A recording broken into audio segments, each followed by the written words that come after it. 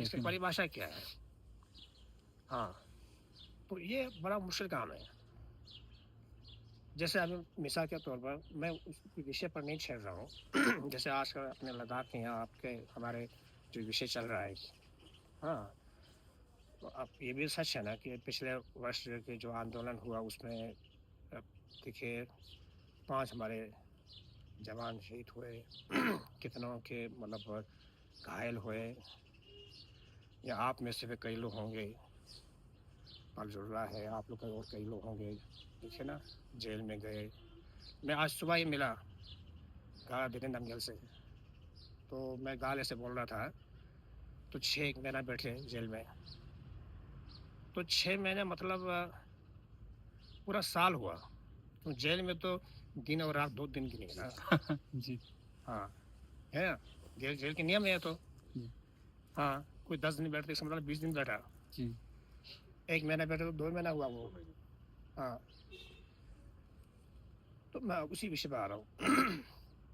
तो परिभाषा का अर्थ ये है, अब जैसे ऐसा सुना मैंने न्यूज़ में से, अब मैं वो उस विषय पर नहीं जा रहा हूँ, ठीक है ना? एक अर्थ की बात बता रहा हूँ आपसे। जैसे मैंने सुना कहीं जैसे अभी बात चल रही है यार लद्दाख को लेकर, क्या बोलते हैं आप? फुल स्टेट हो वगैरह जो भी चल रहा है, तो जैसे कहते हैं ना कि असेंबली ये बनेगा आपका, वो एक असेंबली जैसा होगा, स्टेट स्टेट स्टेट क्या फुल स्टेट वो बने, क्या बोलता हूँ, स्टेट जो भी बनेगा वो स्टेट जैसा बनेगा, या चीफ मिनिस्टर बनेगा आपका, चीफ मिनिस्टर जैसा होगा, तो जैसा शब्द सौख साले। तो अब जैसे मुझे अंग्रेजी नहीं आता है बिल्कुल ही सच में, तो कुछ कुछ शब्द तो हर एक को आता है वो, जैसे असेंबली बोलते हैं ना आप, तो शायद असेंबली तो शायद इतना भी असेंबली बन जाता है ना कहीं, कोई भी विषय हो। तो परिभाषा का अर्थ ये हुआ, तो असेंबली आपका बनेगा तो वो असेंबली विधानसभा है कि क्या है? हाँ, अब जैसे चीफ मिनिस्टर बनेगा, तो वो चीफ मिनिस्टर हमारे, मिसाल हम जैसे साधारण व्यक्ति अगर सोचें, तो जो यहाँ के हमारे जो चीफ मिनिस्टर बनेगा, जब साल में एक आध बार प्रधानमंत्री के नेतृत्व में जैसे विज्ञान भवन जैसे भवन में हर स्टेट के मुख्यमंत्री वहाँ इकट्ठे होते हैं, तो वहाँ यहाँ के चीफ मिनिस्टर भी वहाँ होंगे ही नहीं होंगे। हाँ, तो ऐसे ये अर्थ होता है परिभाषा का। हाँ,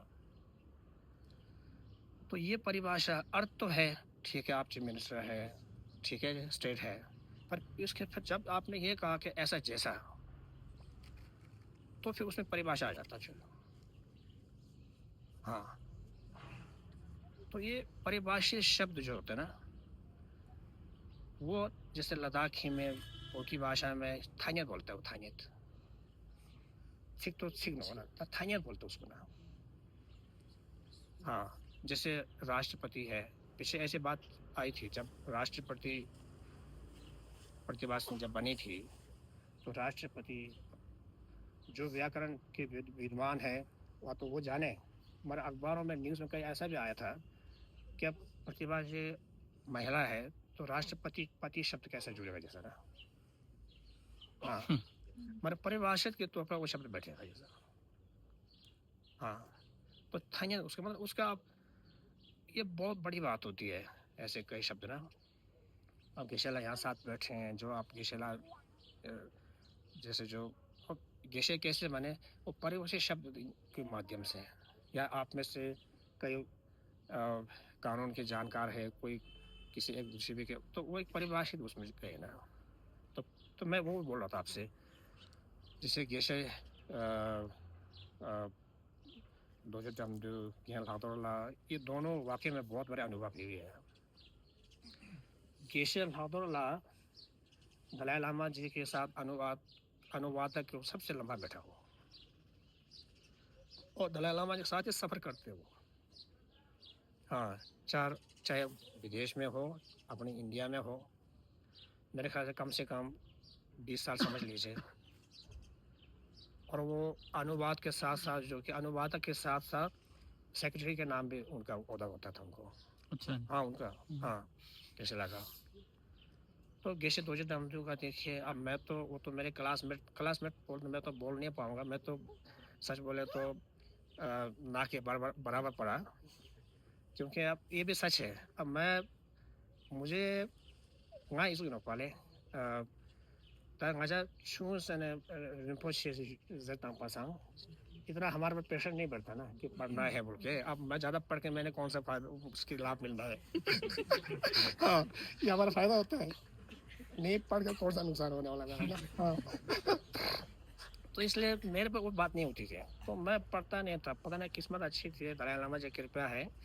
और हमारे वहाँ इंस्टीट्यूट के जो प्रिंसिपल है हमारे गेशाला हमारे टीचर के, उनके वाकई में उनके आशीर्वाद है, तो मैं क्लास में पूरा जाता था एक तरह से। बाकी ये डिपेंड करता है ना जो सीनियर का, तो उसमें मैं को बहुत 3 साल लगातार किया, उसके बाद फिर मैंने छोड़ दिया, कभी कभार ही जाता था उसमें। फिर मैं लद्दाख में आता था, लचकिनौ चला जाता था, बीच में कहीं छूट जाता था ऐसे। तो मेरे पास आज के टाइम में डिग्री नहीं है, डिग्री बैठा मैं पूरा बैठा, बल्कि उन लोगों से ज़्यादा बैठा मैं। हाँ, पर डिग्री नहीं है मेरे पास। अब कैसे डमरू राव मुझे मजाक में बोलता है कि तू इस जन्म में तो गेशे नहीं बनेगा, प्रार्थना करा अगले जन्म में बन जाएगा। हाँ, तो अब मैं बिल्कुल ही ऐसा है होना क्या कहोगे आप, नज़र में आप अगर लाल पीला पहना लामा बन गए जैसे, तो वास्तव में बिल्कुल ही लुच्छे लफंगा ना। हाँ हाँ, क्योंकि मैं वाकई में नियम में मैं बहुत कम रहा, और मंदिर में मेरा जीवन बहुत कम बीता, सच बोले तो।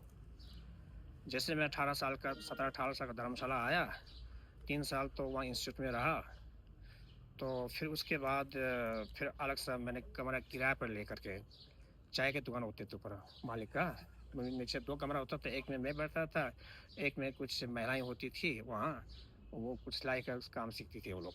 तो मैं उसमें ऐसे करके 13 साल रहा।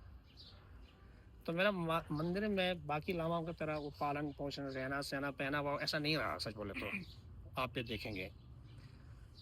तो अब ऐसे करके अब अब किस्मत अच्छी थी, गुरुओं की कृपया है, ऐसे करके फिर वो क्लास में जाता था। और ख़ास करके दलाई लामा जी के प्रवचनों में, वाकई में धर्मशाला में बहुत बड़ी बात थी। अब उस ज़माने में दलाई लामा जी के प्रवचन जो होते थे, लोसर के बाद जो उनका प्रवचन होता था ना जी, वो तो कम से कम 1 हफ्ता 10 दिन होते थे। और सुबह 8 बजे से लेकर 11:30 12 तक, फिर उसके बाद फिर 1 डेढ़ बजे से लेकर शाम के 5 6 6:30 तक, मतलब लगातार 10 दिन ऐसे। फिर हर 2-3 महीने में 3 दिन का 5 दिन का ऐसे कई प्रवचन होते थे। बहुत बड़ी बात थी। ये तो खैर हाल तक था ना, लद्दाख में भी तो करते थे, आप लोग भी तो उस समय थे सारे। तो बहुत बड़ी बात है, वो सबसे बड़ी बात है वाकई में। हाँ, तो ऐसे करके मतलब माहौल, उस माहौल में रहा तो थोड़ा माहौल का असर तो रहता है, जैसे वो बोले तो माहौल का असर, ये बहुत बड़ी बात होती है। मैं अपने तजुर्बे से आपको बता रहा हूँ।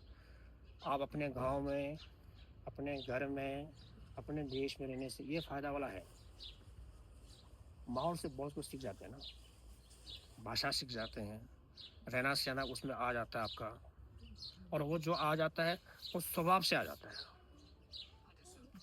हाँ, और आप लोग, मैंने तो दर्शन, बौद्ध धर्म दर्शन के उसमें गुरुओं के से सुना या दलाई लामा के प्रवचनों से, तो ऐसे में जहाँ तक क्या बोलता है, मुझे अंग्रेजी नहीं आता है, जैसे फिलोसफी जो दर्शन का जो विषय रहता है ना, वो बहुत महत्वपूर्ण है वाकई में। बहुत महत्वपूर्ण। कोई भी दर्शन हो, चाहे धर्म दर्शन हो, चाहे राजनीतिक दर्शन हो, या कोई सामाजिक दर्शन हो, कोई भी फिलोसफी ना, वो बहुत महत्वपूर्ण है। देखिएगा, उसका एक फ़ायदा ये देखा मैंने, अब मैं भी जाता तो था ना, वो थोड़ा बहुत कर लेता था, सुन लेता था। एक चीज़ इसका ये फ़ायदा देखा मैंने, आप दर्शन पर ध्यान देने से ये फ़ायदा है आपका, जब उस पर ध्यान देते हो आप, तो कहीं आपको कुछ थोड़ा बोलना पड़ता है, लिखना पड़ता है, तो ज़्यादा आपका समय लगता नहीं उसमें। हाँ, अब जैसे आप बोल दोगे आप, और कुछ बातें यदि अगर आपको याद नहीं आती है, याद नहीं आ रही हो या समझ में, आप उसको घुमा सकते हैं फिर उस सामने को पता नहीं चला कैसे घुमा सकते। हाँ हाँ, ये फायदा है देशों के। हाँ, हाँ, तो ये कहावत है कि गेशे लाता कहते हैं कि गेशे के साथ झगड़ा मत करो कहते हैं। और जो खंबे होते हैं ना, हाँ। उस पर मत लगाओ कहते हैं। हाँ हाँ, गेशे लाता चबा मत कावा लगा बूंदे मत बोलते हैं ना। हाँ, ये कहावत है यार। तो वाकई में इसका ये फायदा वाकई में है। जरूरी नहीं अपने बोटी भाषा में दर्शन हो या बौद्ध दर्शन हो, कोई भी दर्शन हो, उसका ये वादे वाकई में बहुत बड़ी बात है। हाँ, और खास करके बौद्ध दर्शन, किसी भी धर्म के दर्शन हो, शब्द दार्शनिक शब्द है ना सारे। जैसे हम लोग बोलते हैं ना, बौद्ध धर्म, बुद्ध धर्म दार्शनिक शब्द है। हाँ, इस्लाम दार्शनिक शब्द है, सनातन है दार्शनिक शब्द है। हाँ है ये। हाँ, तो ये दार्शनिक शब्द होने से वो पहले वाली बात है, परिभाषा इस पे आते हैं। हाँ, तो ये वाकई में सीखे भी है आपने, सीखने के बाद भूले मत उसको। आज आप किसी नौकरी में लग गए, किसी बिजनेस में हो गए, कहीं भी किसी एक क्षेत्र में आप बैठ गए, और उसे मत भूलिए आप। रिम्बुछला, मेरे मन में कुछ आ रहा है, बोल हाँ, दूं बोल क्या? दीजिए। जब दिल्ली में हम रिम्बुछला जाते थे ना, गेशिला के क्लास में, जी गेशे डमडुल जी के हाँ क्लास में, तो अभी भी जो वहाँ के स्टूडेंट अभी भी जाते हैं, तो हाँ बीच में भी बहुत मतलब जाते रहे हैं। जी तो उसमें जो शुरू में जब हम गए थे, तो हम फिलोसफी पढ़ने, मैं नहीं गया था रिम्बुछला। तो वहाँ जब मैं गया था ना, सच्ची बात है, मैं गेशिला से, रिम्बोछे जी ने ही गेशिला से जोड़ा था।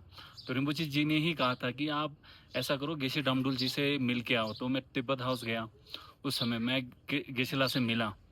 तो गेशिला का जो इंग्लिश है ना रिम्बोछला, वो इतना अच्छा है ना। जी जी। रिम्बोछले कभी कोई मजाक में ऐसे बोलते हैं, गेशिला तो सपना सपना भी इंग्लिश में देखते हैं। तो इतना अच्छा इंग्लिश है उनका ना। तो एक साल तो मैं खाली इंग्लिश सुनने गया रिम्बोछला, इतनी अच्छी भाषा में उनका इतना अच्छा है ना जी। और जैसे अभी आपका सुन रहे थे ना रिम्बोछला, तो मैं इनको बोलना चाह रहा था, हिंदी आपकी इतनी अच्छी है ना कि नहीं हला, तेवा। नहीं, आप ये तो आप लोगों के बड़ापन है जी वाकई में, क्यों ना ऐसा कहना। वास्तव में ऐसा नहीं है। जैसे अब मेरे हिंदी तो बोल चाल है, पहली बात तो वाकई में। और अ, अ, मेरे से अच्छी हिंदी आप लोगों की होगी, इसमें कोई शक नहीं है। अगर ध्यान से अगर बोलेंगे तो आप, ध्यान से आप नहीं बोलेंगे, ये भी सच है। तो आप तुक्के में बोल देते ना, कहता बा तुक्के में। हाँ, आप तुक्के में ना बोल करके ध्यान से बोले तो मेरे से ज़्यादा अच्छे आप हो गए। कोई शक नहीं, मैं ऐसे आपकी तरफदारी नहीं कर रहा हूँ वाकई में, मुझे खुद को पता है ये। लेकिन क्या है कि थोड़ी बहुत, अब एक तो देखिए, मैं बचपन में देखिए ज़्यादातर यूपी में रहा, समझ रहा, देहरादून यूपी में पड़ता है, लेकिन और हिंदी क्षेत्र है हिमाचल, खासकर यूपी क्षेत्र के उसमें बात करूँ तो फिल्में बहुत देखा करता था मैं वाकई में। तो संस्कार से जुड़ा है बचपन से। बचपन से मेरे गुरुजी हिंदी फिल्म देखते थे। हाँ, गुरुजी मुझे साथ ले जाते थे, उनका कृपा रहा हुआ। हाँ, और कभी कभी मैं मजाक में सोचता हूँ कि कुछ तो जुड़े हैं संस्कार से फिल्मों से। और शायद जो सबसे पहले जो फिल्म देखी थी वो अमिताभ बच्चन का फिल्म था, शोले या दीवार, वाकई में। हाँ, सन 1975 में यहाँ से लद्दाख से मैं गया था, तो मुझे याद है वो। हाँ, दीवार का मुझे इतना साफ याद है। हाँ, तो फिर आ, आ, अब मैं आप लोगों से, मैं थोड़ा मतलब बेशर्म जैसा हो जाता कहता हूँ। एक तो सीधे से आप इतने ध्यान से, अपनापन है आपके साथ। तो फिल्म में कहानी मेरे पास बहुत है। मैंने फिल्म देख के क्या क्या हुआ, बच्चा था। श्रीनगर में फिल्म देखी हमने। हाँ, अंगूर नाम के जो संजीव कुमार थे। हाँ, तो हम फिल्म देखेंगे। तो मैं तो कुछ 10-11 साल का था, बच्चा था, बालकोनी में बैठा हुआ। तो गुरुजी मेरे साथ में बैठे, और भी एक बैठे थे, सबसे ऊपर बैठे हैं, सब देख के। मैं बच्चा था, अब मैं बोल नहीं पा रहा हूँ, मैं पेशाब करने जाना है। मैं बोल नहीं पा रहा हूँ, मैंने वहीं पेशाब कर दिया। वाकई में, हाँ। तो लास्ट में कुछ लोग बैठे थे, वह पानी जरा आ रही थी। हाँ, पानी आ रहा है। हाँ, वो खड़े हो गए, वो देखा तो वो सामने मैं बैठा, एक बच्चा, उनको पता था इसीलिए वो यूं कर रहा था। खैर बच्चा था तो फिर गुरुजी वाकई में फिल्में बहुत देखते थे, मुझे साथ ले जाते थे। और जैसे जैसे फिर 15 साल का हुआ, 17 साल का हुआ, तो फिर मैं उस ज़माने, हमारे ज़माने में कैसेट होता था, जो ऑडियो कैसेट आता, तो मैं खरीदता था। तो जहाँ कैसेट वाले से मेरा बड़े अच्छे जानकार, जान पहचान हो गया। तो जब भी कोई फिल्म आती, उस ज़माने में कैसेट 2 वो आता था ना, डायलॉग के भी आता था, अभी भी है मेरे पास कई। तो वो मैं खरीदता था। फिर सबसे पहले उसमें जाते था, फिल्म हॉल में जाके फिल्म देखते। फिर मैं उसके बाद वो बड़ा सा वो आता था, क्या बोलते हैं वो, VCR। वीसीडी, हाँ, वो खरीदता। फिर मैं अपने घर में कमरे में देखता था। फिर मैं उसका रिकॉर्डिंग करता था, जो जो अमिताभ बच्चन के जो डायलॉग होता है ना, जो सिर्फ उनका ही। हाँ, फिर मैं उसे बार बार सुनता था। लद्दाख में आता वो सुन के बैठता था, किन्नौर जा वो सुन के बैठता था, बस में जा रहा हूँ वो सुनता था।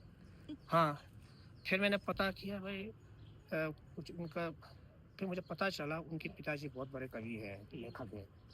तो मैंने किताब खरीदा, तो कुछ अमिताभ बच्चन की आवाज़ में एक कैसेट आता था उनके पिताजी की लिखी कविता के, तो मैं उसको देख के सुनता था ऐसा। तो ऐसे करके मतलब एक तरह से काफ़ी वो, अब ऐसे कई लोग होते हैं बहुत संख्या में, क्योंकि हिंदी कहते हैं ना कि फिल्मों से भाषा सीखने के, हम जैसे जो लोग होते हैं उनको भाषा, मतलब भाषा की कोई भी भाषा सीखने के लिए फिल्म देखना चाहिए। आपने भी सुने होंगे। हाँ, तो इसलिए मैं कहा करता हूँ, आज के ज़माने में सारे पढ़े लिखे हैं, आप लोग तो असली में पढ़े लिखे हैं। वास्तव में आज के ज़माने में सारे पढ़े लिखे हैं, मैं भी पढ़ा लिखा हूँ, और मैं अनपढ़ पढ़ा लिखा हूँ वाकई में। क्यों? जब लिखने का समय आता है ना जी, तब पता चलता है कहाँ तक पढ़ा लिखा है। तो हमें लिखना तो आता नहीं है, समझ लीजिए। हाँ, तो आजकल ये मोबाइल के या जो आईफोन के क्या, हाँ, तो ऐसे कुछ चीज़ें आने से हमें ये लाभ होता है, उसमें कुछ लिखना में अपने आप निकल आता है ना। हाँ, उसका है ना? नहीं तो आप मुझे अभी लिखने के बाद मेरे से लिखा नहीं जाएगा। हाँ, तो ये है। खैर, आप वो तो छोटी सी बात हुई। तो धर्म जो है सबसे वाकई में बहुत महत्वपूर्ण है, सबसे, ये सच है। 초स 상면에서 각신이 웬만하면 딱 각신이라서 상면에서 토하면서 마디 봐요. 저 토 상면에서 토하면은 중후에만은 치아만은 중후에만은 다른 걸 유저 속실에 만약 그런 닝 속실로 봐. 저는 닝그 하양 속실로 아예. तो ये नाले यहाँ बोलने के बात होती है ना, बोलचाल को उसमें आएगा कि शोर सबसे ज़रूरी है, वाकई में है। ज़रा सोचिए आप, शोर आपसे थोड़ी पूछता है कि आपकी उम्र क्या है, बाकी हर चीज़ पूछेगा आपसे कि भाई आपकी उम्र क्या है। वोट डालना तो पूछता है ना कि 18 साल के हुआ नहीं हुआ। एक धर्म ही ऐसे है जो आपसे उम्र नहीं पूछेगा, किसी भी उम्र में आप पहुंच जाए। तो ये वाकई में बहुत बड़ी बात है। एकमात्र छोस ही ऐसा है, धर्म में ऐसा है जो 100 के 100% जो कि सच है, ये है वाकई में। हाँ, बाकी सब आधा अधूरा है, वो ज़रूरी विषय है। हाँ, अब मैं किताबें मैं काफ़ी खरीदता हूँ सच बोले तो, और फिर 2-3 पन्ना पढ़ लिया, या हमारे संबंधित विषय उसमें 2-3 पन्ना, 10-11 पन्ना ही होता है। तो मैं एक दफ़ा किताब खरीदा, पुरानी किताब की उस दुकान में गया, पुरानी किताबें दुकान है हमारे जैसे शिमला में, अंग्रेज़ के ज़माने का।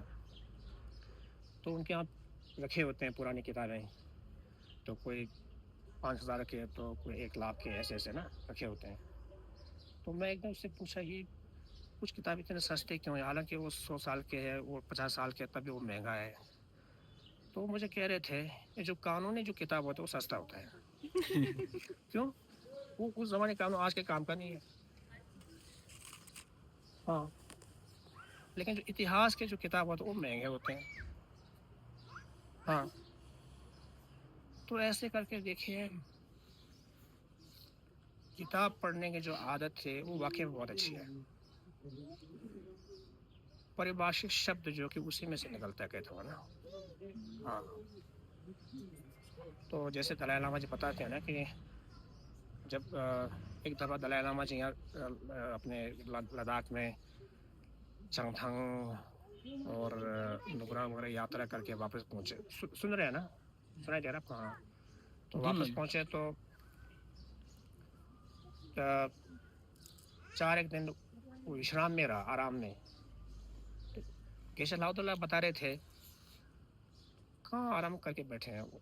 दलाई लामा जी तो नीची पोथी पढ़ रहे हैं। हाँ, नीची। तो जैसे प्रवचन हुआ तो उन्होंने बताया नीचे में ये कहा है वो ऐसे-ऐसे बता रहे थे प्रवचन में जब पब्लिक में। क्योंकि अब उनको उसमें आराम मिल रहा था ना। देखिए आप। हाँ, और देखिए उसमें 100% सच निकल रहा है। हाँ, सिर्फ एक चीज़ मैं आपको बताना चाहूँगा वाक़ई में ना, लद्दाख में यहाँ आपको ज़बान है, तो शांति बहुत ज़रूरी है वाक़ई में, बहुत ही ज़रूरी है। कोई भी काम करे हुए आप चाहे घर के काम हो, चाहे समाज के काम हो, शांति के माध्यम से करना बहुत ही महत्वपूर्ण है। वो महत्वपूर्ण इसलिए है पर इसलिए महत्वपूर्ण है क्योंकि जो आपके जो धर्म है, आपका जो कल्चर है, आपके रहन-सहन है, उसमें शांति अभी भी जीवित है। कई समाज ऐसे हैं आज के तारीख में शांति से चलना चाहिए, चल नहीं सकते। वो कब से बंद हो गया। हाँ, वो आपके हमारे यहाँ के कल्चर यहाँ के उसमें ये है। इसलिए नहीं है कि जान बचाना है या हमने युवा के लिए नहीं पढ़ना, उस इस माध्यम से मैं नहीं बोल रहा हूँ। वो वाक़ई में जीवित है यहाँ। हाँ, तो शांति के लिए फिर इसलिए वो एक महत्वपूर्ण बात है। और फिर आप लोग आज के या तो आज के आधुनिक या प्राचीन दोनों विषय से अगर वो व्यक्ति जानकार ना हो तो फिर एक दिक्कत होती है। ऐसा नहीं है आप तो आज के आधुनिक या प्राचीन दोनों विषय से आप जानकार हैं, तो कोई दिक्कत नहीं है इसमें। बिल्कुल ही दिक्कत नहीं है। हाँ, हाँ। अब शांति के देखिए जैसे दलाई लामा या गांधी हुए, बहुत बड़ी बात है। गांधी जी हुए सत्य अहिंसा के, दलाई लामा जी हैं सत्य अहिंसा के।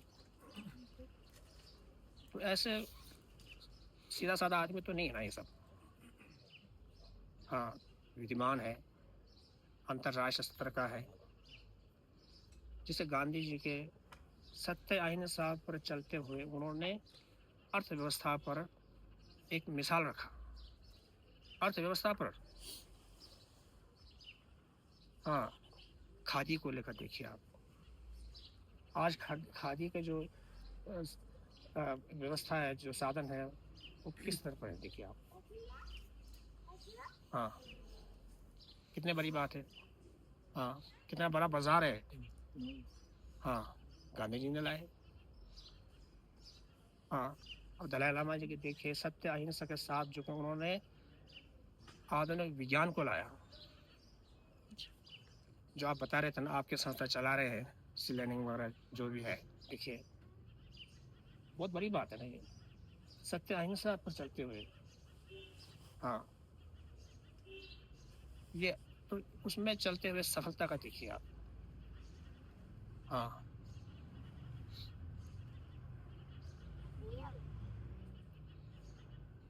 itu yang kasali. Sampai sang ini ta mane देखिए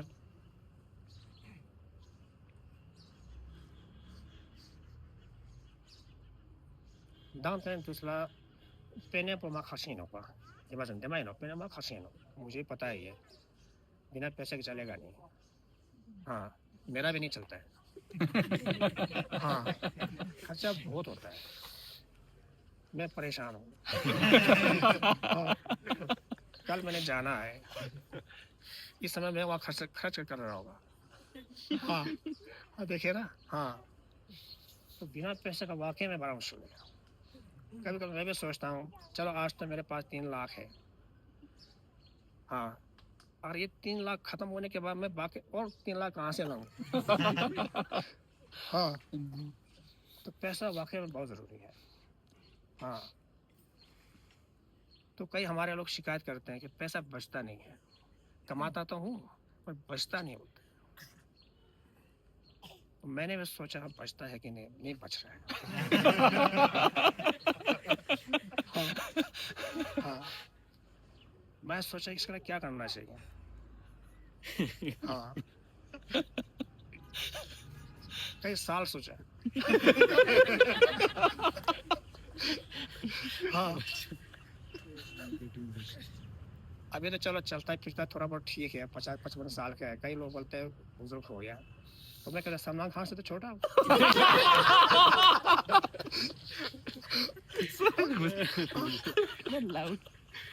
हाँ, तो देखिए ना, लेकिन फिर भी ये सच होता है ना, अगर जीवित रहा, देखिए 75 साल का हो गया, 80 साल का हो गया, 90 तक पहुंच जाता है, उस समय तो चलना फिरना बंद हो जाएगा।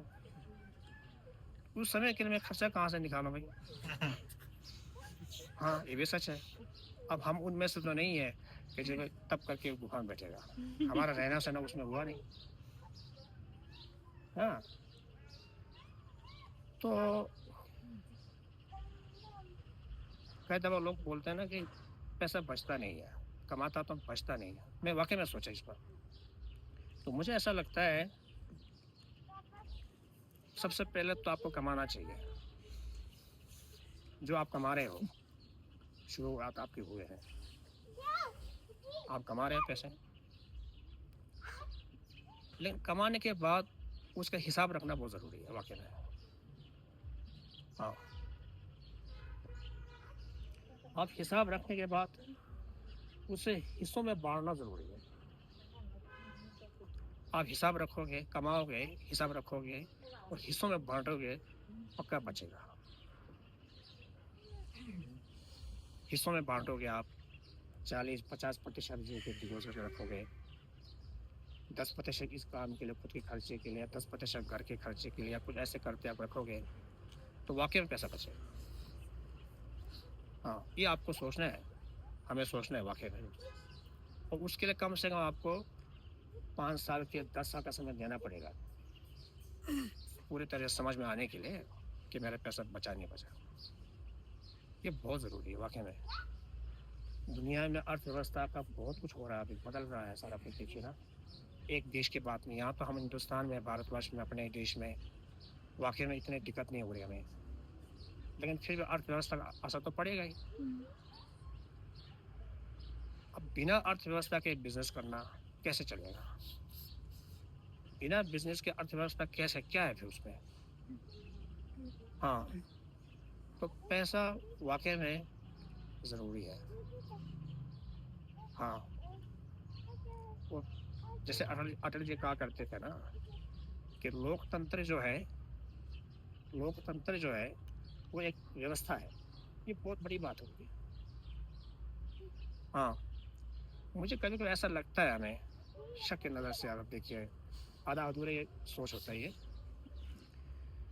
कि आज के ज़माने में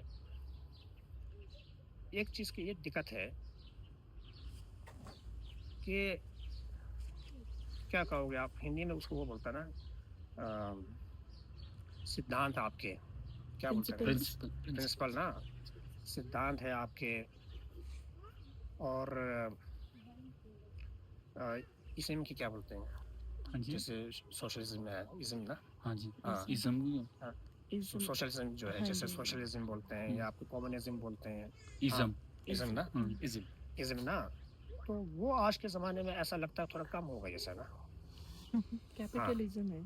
हाँ, कैपिटलिज्म, हाँ, वो लगता है ऐसा। हम्म। और हमारे कई दफ़ा हम लोग जब बात करते हैं तो कम्युनिज्म की जो सोच है उसका असर काफ़ी है जैसा।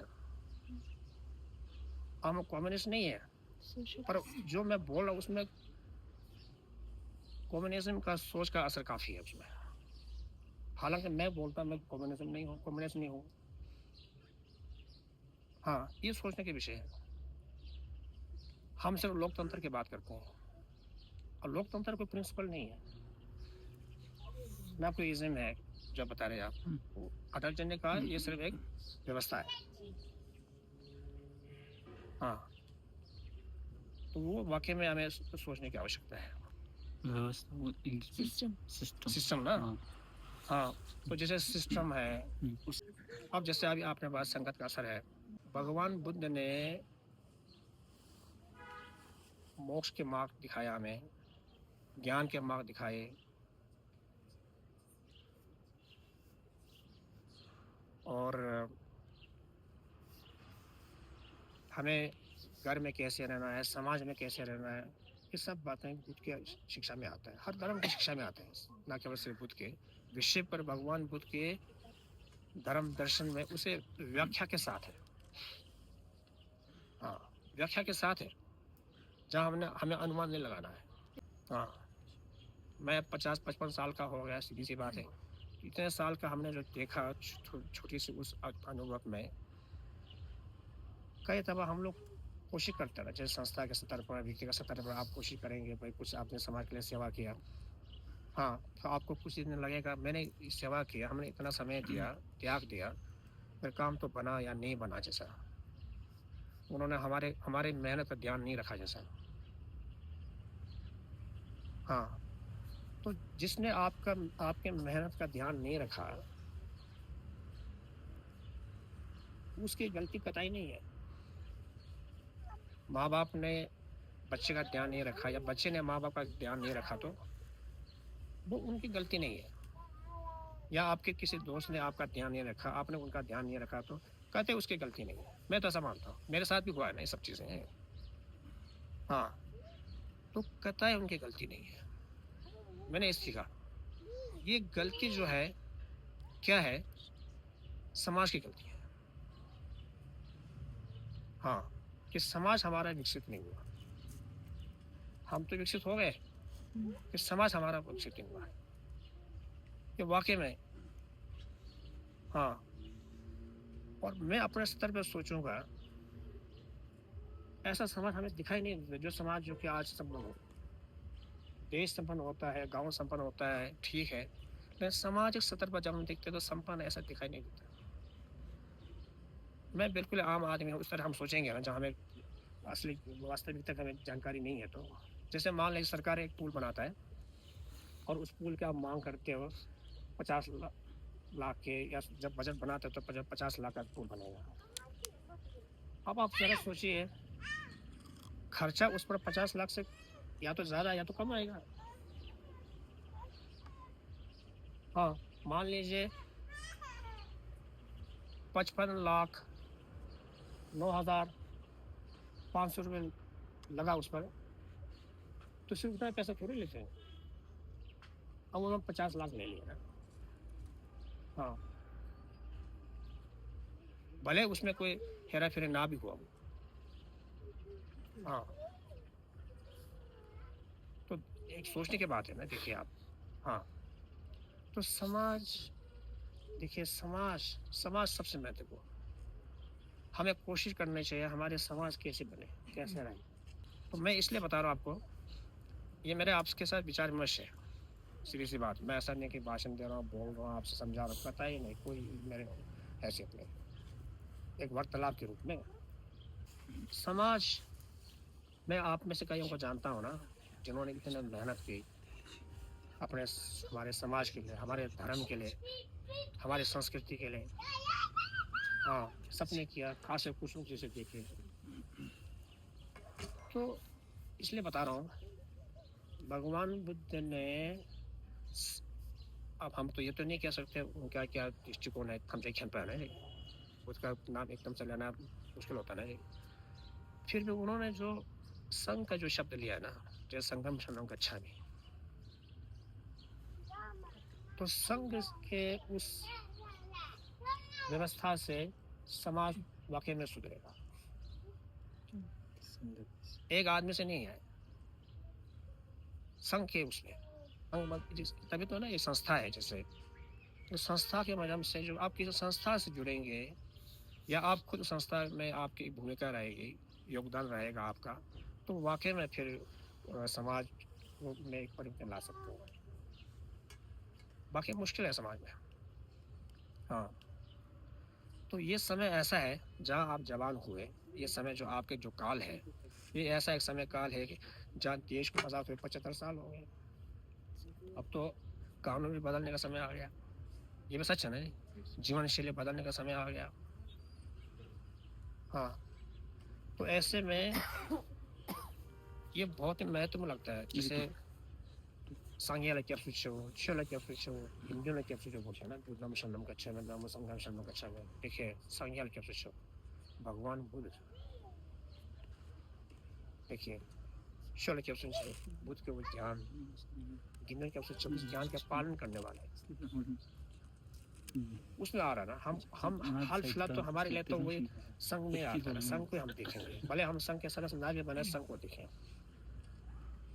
हाँ, इसलिए पुराने पुराने जो कथाएं होती हैं जो भगवान बुद्ध की जीवनी है, मिला रेस्पा की जीवनी है, लद्दाख की इतिहास है, या लद्दाख में आपके अपने गांव में कैसे कैसे महापुरुष हुए, लामाओं में, आम लोगों पुरुषों में, महिलाओं में, आपके दादा दादी परदादा के ज़माने से देखिए आप, और गांव में जैसे छोटन बने हैं, अब देखिए ना। हाँ, या मंदिर है उसमें लिखा चित्र लिखाई क्या क्या है। तो ऐसे ऐसे जो जो हमारे जो संस्कृति है, तो उसके जानकारी से या जो परंपरा है, हालांकि कुछ काम का भी नहीं है, फिर भी जो कि उस जानकारी उसका रखना ज़रूरी है कि उससे एक संस्कृति को उसमें आ जाता है। फिर देखिए फिर वो फिर एक थोड़ा आसान हो जाता है शायद संघ में सम्मिलित उसमें बने रहने में। तब फिर समाज का वाकई में ना बात आ जाती है उसमें। तो समाज बहुत महत्वपूर्ण, धर्म की दृष्टि से भी समाज दृष्टि से। अब मैंने आपका बहुत समय लिया, मैंने हाँ, तो ऐसे तुक्के में ऐसे हर कोई बोल दिया, माफ कीजिएगा। आपने कहा हिंदी आता है, ये तुक्के वाले हैं।